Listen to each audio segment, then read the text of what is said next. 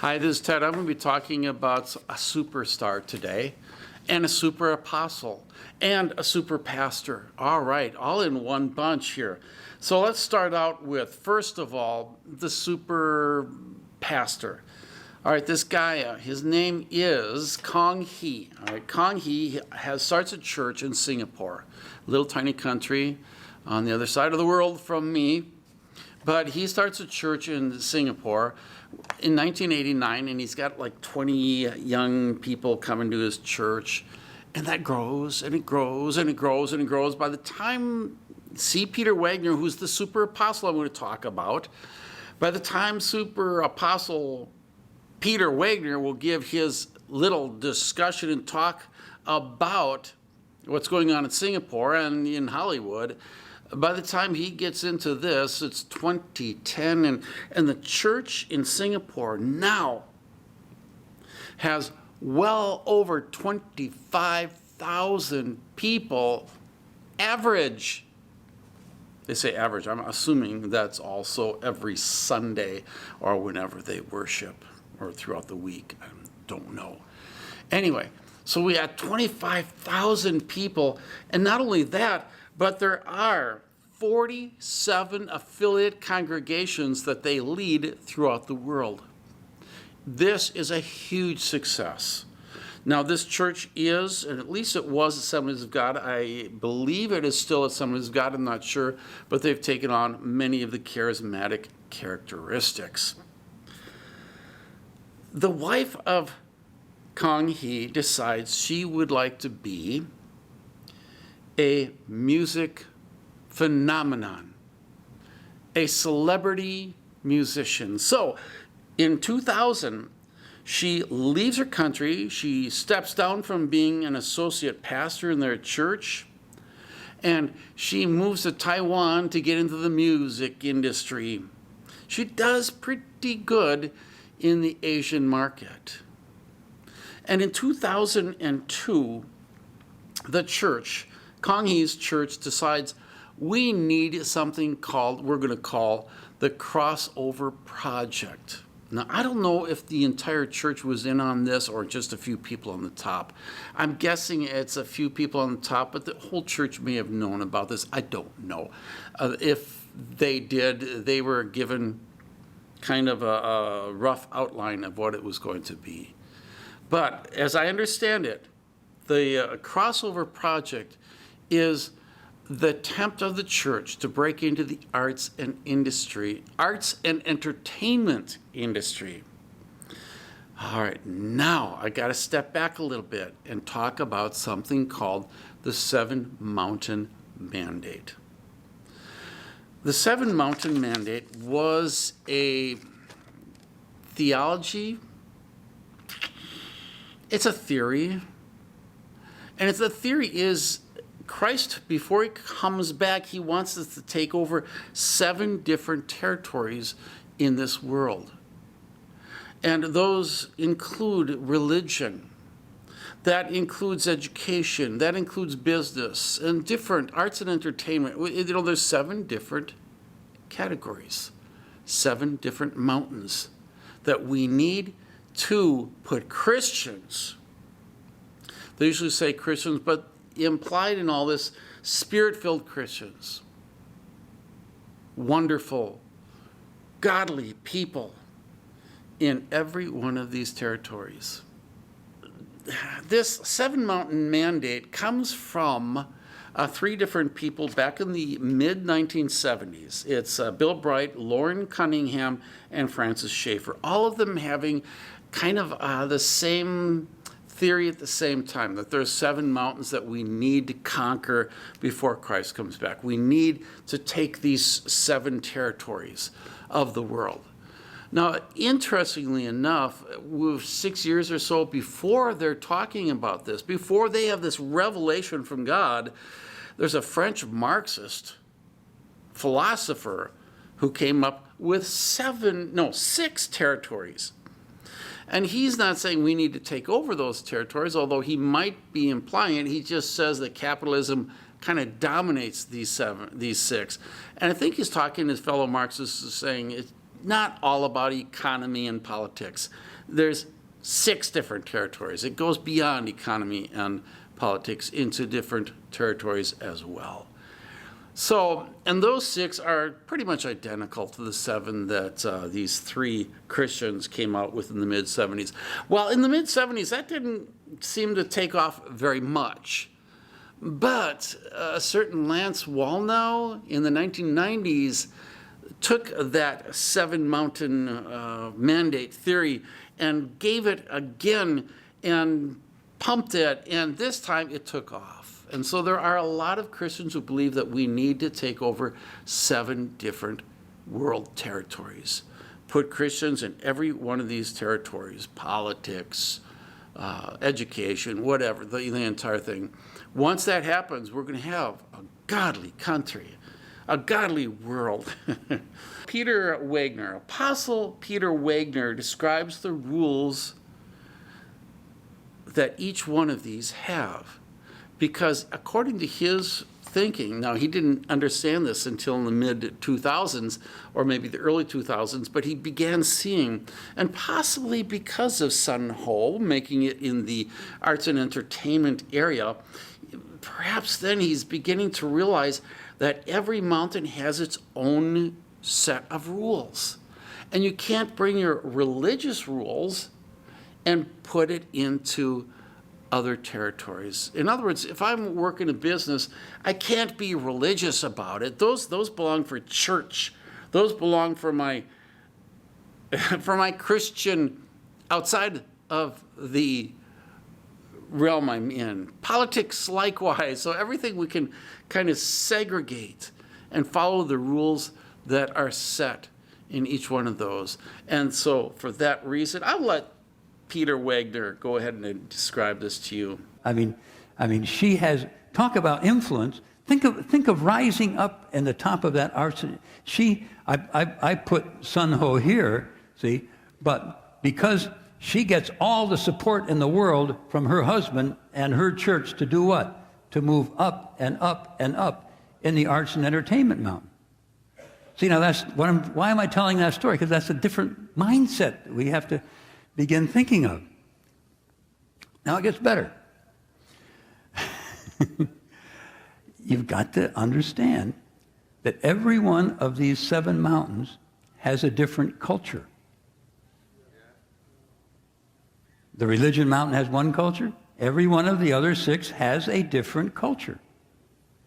So if you're going to arise in influence in any of the mountains, you've got to obey the rule book of that culture, which is different from the rule book of other cultures. In 2003, having already, quote unquote, taken the Asian market and become a successful, brilliant star, she comes to the United States and she somehow gets with major players. For example, she sings 2 songs in English. And at least one of them, possibly both, I don't know, but David Foster, she got with his company. And this is a huge, huge plus to be able to get with David Foster. I mean, this guy, David Foster does amazing things with Whitney Houston. He was able to get her to become huge. Michael Bublé, Celine Dion, and so many others. The list goes on. Believe me, a huge list that he has written songs for, that he has helped promote into the industry. I mean, he is the go-to person, and here she is under his leadership. She has in her videos 2 major rappers. So if people don't know her, they'll watch because of the rappers and get to know her.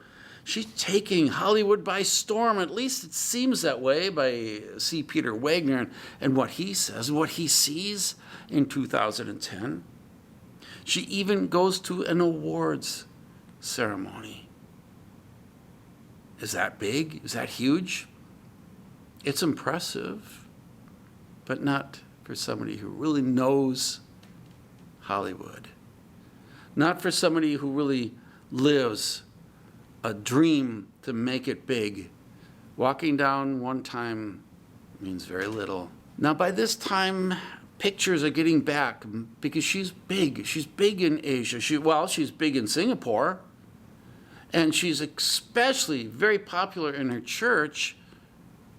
And they're beginning to see, and pastors in the community are beginning to see pictures coming back from Hollywood.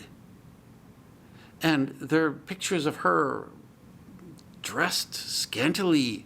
Once again, I'm going to let C. Peter Wagner explain to you the problem.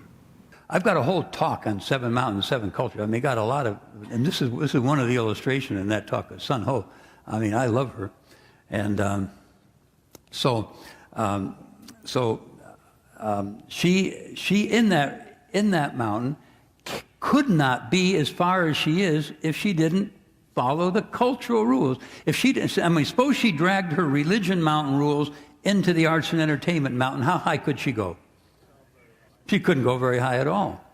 So her backing, I mean, her husband and her whole church pray for her as she moves up there. Okay, now, here's where it gets good. Okay? One of the elements of culture is dress code. Right? The religion mountain has a certain dress code. And the arts and entertainment mountain have a certain dress code. Now what happened, I mean, when you get popular and you hit the top of the charts, what happens is what happened to Sun, for example, was Hollywood, California, had a Sun Ho Day. The whole city had a Sun Ho Day. So here she comes from Singapore, she's in Hollywood, she's being recognized, and all these French designers show up. With what? With their clothes. What do they want Sun to do? Wear her clothes and take pictures so they can sell her clothes, see?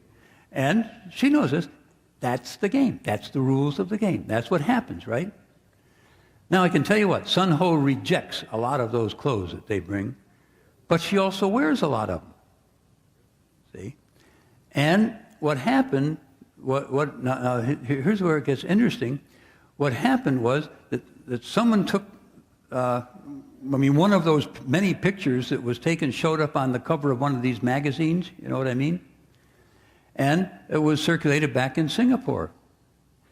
And the pastors in Singapore had an uproar about Sun Ho. And their problem was on this magazine cover, there was too much cleavage. So these pastors disliked cleavage so much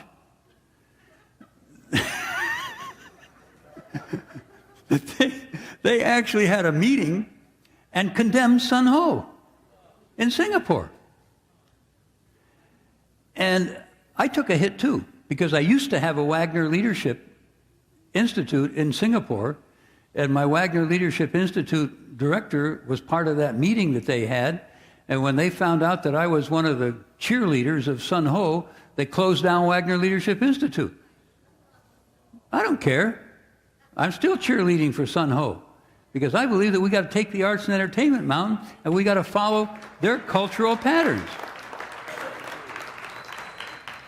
In reality, by 2010, her career had gone pretty much nowhere. C. Peter Wagner is absolutely floored.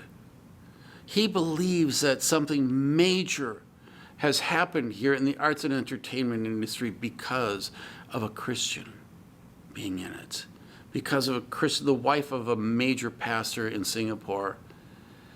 Now remember, he believes that the Beatles ruined the United States and actually perhaps could have won the United States to Christ if John Wimber would have understood the arts and entertainment mountain goes by a different set of rules.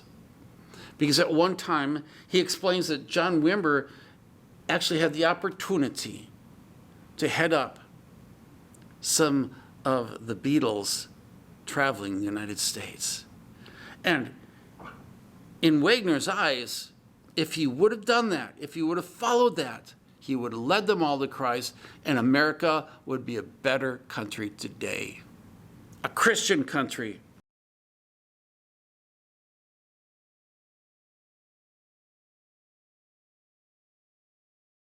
So who is C. Peter Wagner? I want to go through this a little bit carefully here. He actually was a church growth professor at Fuller Seminary. He was in the missions department.